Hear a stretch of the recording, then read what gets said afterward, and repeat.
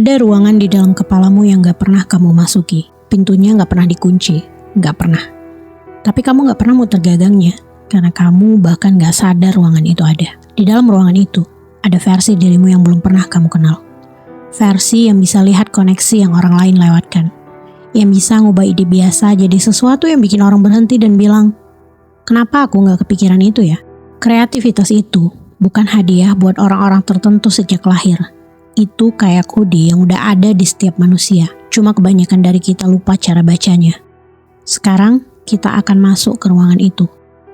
Tapi aku harus ngingetin kamu, apa yang kamu temuin di sana mungkin bikin gak nyaman. Karena kreativitas yang beneran itu gak lahir di tempat yang terang dan aman. Dia lahir di tempat yang gelap, di tempat sunyi, di tempat-tempat yang biasa kita hindari. Mari kita mulai dengan ngebunuh satu hal dulu. Ide bahwa kreativitas itu soal inspirasi. Soal muse yang datang terus bisikin ide brilian di tengah malam. Soal aha moment yang tiba-tiba nyambar kayak petir. Ini salah satu kebohongan paling berbahaya yang pernah dijual ke kita. Stephen King nulis setiap hari, 2000 kata. Mau lagi mood atau enggak? Mau lagi terinspirasi atau enggak? Picasso bikin lebih dari 50 karya sepanjang hidupnya. Mozart mulai bikin komposisi sejak umur 5 tahun dan gak pernah berhenti sampai meninggal. Mereka gak nunggu inspirasi, mereka ngejar inspirasi kayak pembunuh lapar di hutan gelap. Kadang bahkan mereka menciptakannya dari nol. Tapi ada mitos kedua yang lebih berbahaya, bahwa kreativitas itu harus penuhnya orisinal. Sesuatu yang belum pernah ada sebelumnya. Ini juga gak benar, gak ada yang benar-benar baru.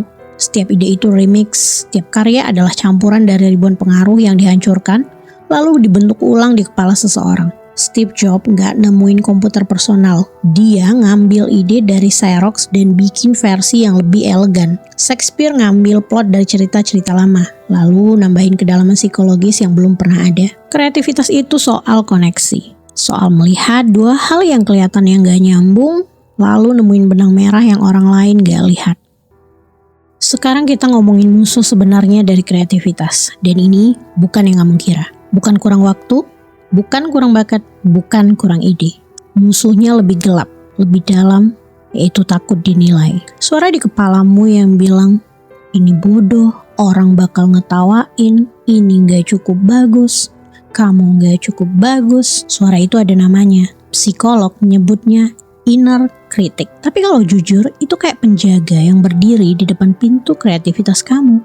Gak ngebolehin kamu masuk. Penjaga ini lahir dari evolusi. Dulu, waktu manusia hidup dalam kelompok kecil, dikucilin berarti mati. Jadi otak kita bikin sistem alarm. Jangan lakuin hal yang bisa bikin kamu ditolak. Masalahnya, kreativitas itu ancaman buat sistem itu. Karena kreativitas berarti beda. Nonjol, beresiko dikritik, ditolak, gak dipahami. Bikin kamu ngerasa ide kamu jelek sebelum kamu bahkan nyoba. Tapi rahasianya begini, kamu gak perlu ngalahin penjaga itu. Kamu cuma perlu belajar jalan melewatinya. Setiap seniman besar punya ritual, bukan karena tahayul, tapi karena mereka ngerti cara kerja pikiran. Kreativitas gak bisa dipaksa, tapi bisa diundang. David Lynch meditasi tiap hari sebelum bikin film. Haruki Murakami bangun jam 4 pagi, nulis 5-6 jam, lalu lari 10 km. Maya Angelou nyewa kamar hotel cuma buat nulis di dindingnya. Kesamaannya, mereka bikin ruang kosong.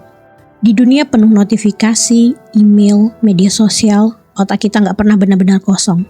Selalu ada noise, selalu ada distraksi. Selalu ada yang minta perhatian. Padahal kreativitas butuh keheningan. Bukan keheningan literal. Kamu bisa aja denger musik atau duduk di kafe rame. Tapi keheningan mental. Ruang buat pikiran kamu jalan-jalan tanpa arah. Ide terbaik sering muncul bukan saat kamu maksa mikir. Tapi saat pikiran kamu dibiarkan ngembara. Neuroscientist nyebutnya default mode network. Jaringan otak yang aktif saat kamu gak fokus ke tugas tertentu. Saat mandi, saat jalan kaki, atau melamun. Di situ otak bikin koneksi yang gak terduga. Ide-ide yang kelihatannya gak nyambung tiba-tiba ketemu dan jadi sesuatu yang baru. Tapi kamu gak akan sampai ke situ kalau otakmu terus konsumsi konten. Scrolling, nonton video, baca artikel. Input tanpa henti bikin output mandek. Jadi ritual pertama untuk unlock kreativitas adalah bikin ruang sakral. Waktu dan tempat di mana kamu benar-benar offline.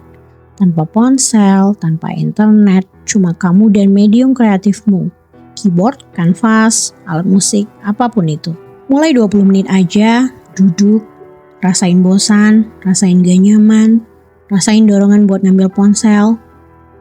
Jangan ngapa-ngapain, tunggu. Jadi pada akhirnya, unlock kreativitas itu bukan soal teknik, bukan soal tools, bukan soal hacks. Ini soal keberanian.